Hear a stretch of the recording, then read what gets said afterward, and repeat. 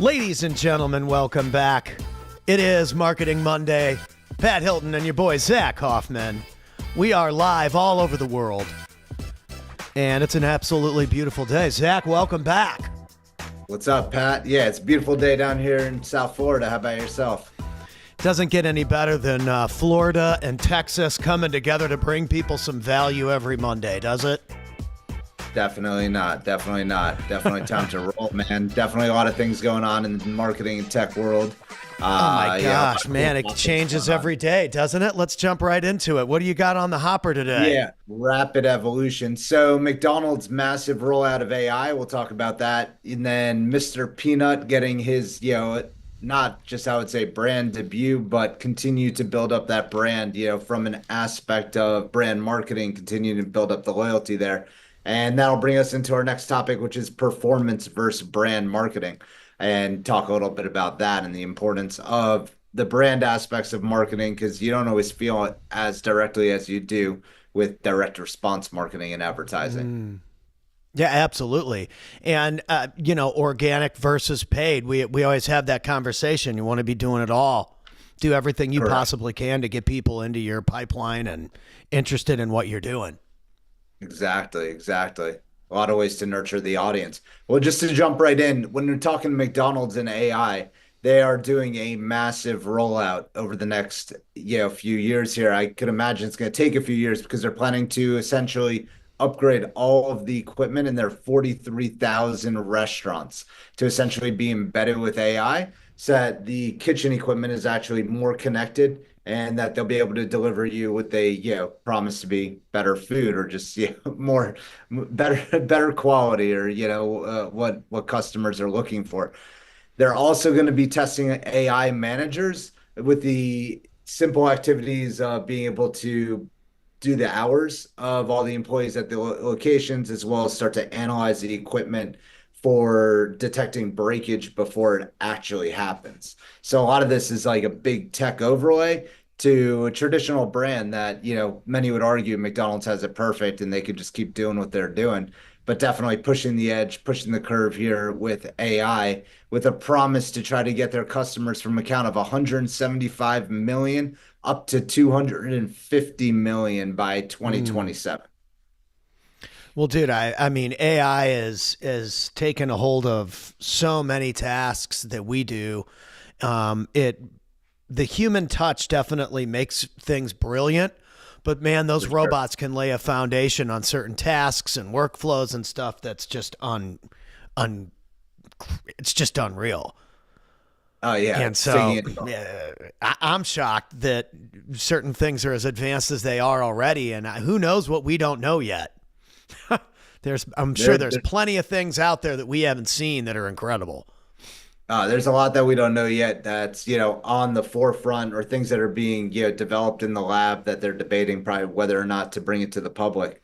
There's a huge curve there as to what AI is doing, from just a data perspective to a content development perspective, to even how AI is communicating with other humans and influencing human behavior, because there's a lot of that going on. It's all being driven in some form or fashion from computers in a lot of ways. It's great. I remember when I first took a Rolling Stone CD and duplicated it and showed my dad that I could take the files off the CD, and I don't think he even could believe it. And I was like, dude, this is where all of this stuff is going to go business-wise. Every business in the world is going to be using digital files just like this to promote their stuff, to be What were you rock exactly stars. doing? What's that? What's that? I said, Just what like were you MP3, just MP3 files. But like, you knew almost at that point when I was in high school that the entire tech and marketing and business industry was going to change because of file sharing. And now, because social media, which didn't even exist back then, all social media is a big, huge file sharing network. And like you talk about, it just operates off of a website. This is why websites are so important. All Facebook.com is on the mobile app, and the app is so cool. We just call it Facebook because we're spoiled and we have an app, but really it's a .com that they created a mobile version that's very convenient to use and to file share. And the whole point of media, social media, is to be social. And so that's part of the reason why we always do that. This format has become so popular because it's the easiest way to just hop on a Zoom and have a chat with somebody from anywhere in the world. Oh yeah, and get a message out there, get communication about what you're doing or what you could be doing to enhance your brand further. There's a lot of steps being done to Totally. take it. It's awesome.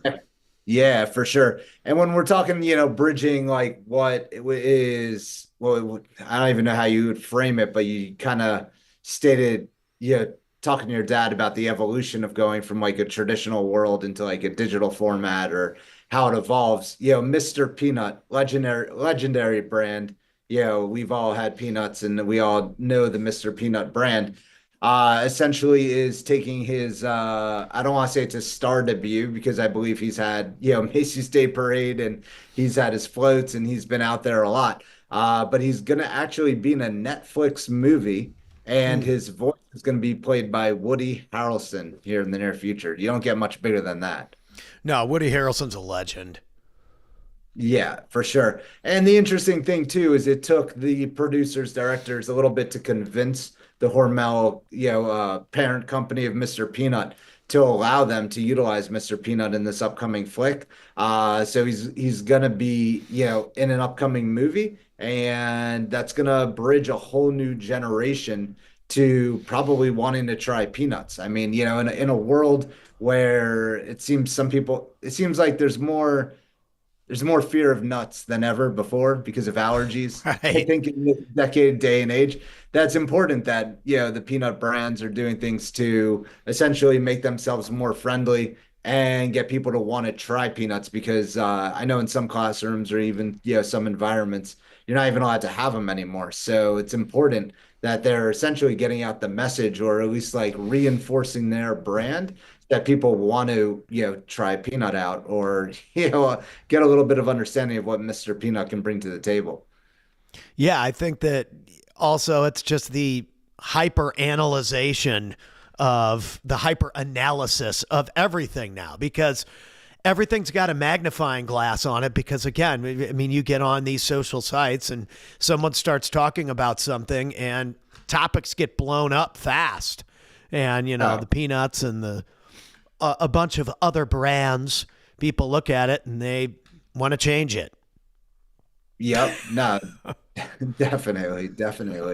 Which brings us forward because when you're looking at marketing and just marketing in general, there's a lot of distinct aspects of it. But when it comes to performance versus brand marketing, it's really critical that brands like Hormel and Mr. Peanut continue to do brand building activities because they can't always count just necessarily on direct response to drive the brand to the next level. So, utilizing Mr. Peanut in a movie and basically, continuing to carry forward his iconship is going to allow them to create more, I would say, unaided brand recall, which is scarce for a lot of brands. So, like if somebody's thinking peanuts or nuts, to think Mr. Peanut, that goes down to brand marketing and messaging versus performance marketing and messaging, which is, strictly driving, specific response or results versus that brand building allows you to like, I would say like shatter some of the barriers to actually direct response because somebody would have heard of the Mr. Peanut brand or heard of a specific brand prior to making that end funnel engagement and actually taking that buying action. Well, yeah. And I mean, just saying Planters peanuts, everybody recognizes the guy with the little eyeglass thing. I mean, the peanut guy became legendary. I don't even know if he's still around anymore, and everybody still knows who he is. So I'm, that's one of those things like Chester Cheetah or Tony the yeah. Tiger. Some of those food brands, they've got the best mascots. Oh, for sure. And that's not by accident. Even It's McDonald's, the awesome. brand that we spoke about, they have Ronald McDonald's and they have a whole fleet of mascots that have essentially made their brands iconic. So, tying in a mascot to a brand, I'm not suggesting it's for everybody, but as you kind of just referenced a few iconic brands, it seems like it's a pretty common playbook item. Well, and it's just like, what do we want to be? I mean, if you're the water company and you come out and you do pool services for people, Penguin Pool Services or something fits.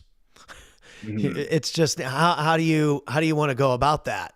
Or do you want to be associated with an animal or something like that as the mascot? It could be something else, but I think that works for a lot of people. Stands out. And I mean, if you really go back in time, all the Mega Man characters was like Snake Man and the Armadillo Man, and so sometimes they Mega make great Man. villains. Mascots make great villains in Mega Man games too. Oh yeah, no, for sure. I mean, definitely like they play into a lot of storytelling, and especially when it comes to building brands, building businesses, storytelling is usually a big crux of everything. Yep. So, Yep. making sure that you have that aspect of marketing played into your brand is definitely, critical to essentially getting to the next level and driving that, performance-based aspect of marketing that people want to see. Absolutely. And I mean, what about the Philadelphia Philly? Everybody loves that guy. Even if you don't like the Philadelphia teams or Philadelphia at all. It's like you can't not like the Philadelphia Philly, or you're just an angry person. Yeah, You know what I there's mean? a lot of mascots that soften up a lot Yeah, I of mean, come on. The guy's cool. Fred Bird from the St. Louis Cardinals. Everybody loves Fred Bird. He's cool. What for else we got sure. on the hopper? Well, that covers a few of the critical items I would just want to touch on. I definitely just speaks to the volume and velocity of where AI is coming into play with a lot of different businesses out there, and the levels as to which it's being applied. Well, I again, like especially with like workflows or automations, you can build a list so much faster now. We're implementing all this stuff across the board going into March and April for Mhm. commenting and automation to free PDF books and all these different things to get people to download the podcast shows and Nice. subscribe and get updates about when we're going live. We're implementing all of this kind of stuff and testing it behind the scenes, but it's crazy what these tools are capable of. But you got to know how to use the tool, and each tool has a specific place in a overall workflow. And so you can't just think AI is going to do everything for me. You have to figure out what AI tools fit around the workflows to make it actually do something for you so that there's an output that's useful so that you can monetize those tools, or you're just going to be playing with AI tools all day going broke. So you got to be careful with that too. You know, you got to figure out what you actually want to accomplish and then find the tools that are going to help you do that, because AI rules if you know how to guide the robots. You know what I'm saying, Zach? Yeah, for sure, Pat. Definitely, definitely. Rock and roll. Awesome. Well, ladies and gentlemen, have a great week. We got a lot to do. We've got people in the studio. Zach's got campaigns he's running. We're going wild. And even tons of stuff that I can't even tell you guys about yet that Zach and I are working on that will be unveiled at some point for the public. Zach, any final words on how people can win this week? Well, have an awesome week. Definitely, just keep persisting and keep driving your business forward. That's what you got to do. Yeah, stay positive, stay on the front lines, and get it done. For sure. For sure. I love it. Rock and roll. Everybody have a great week. Give us a follow. Add Zach on Facebook if you're watching us on that stream, and we will see you on the next one.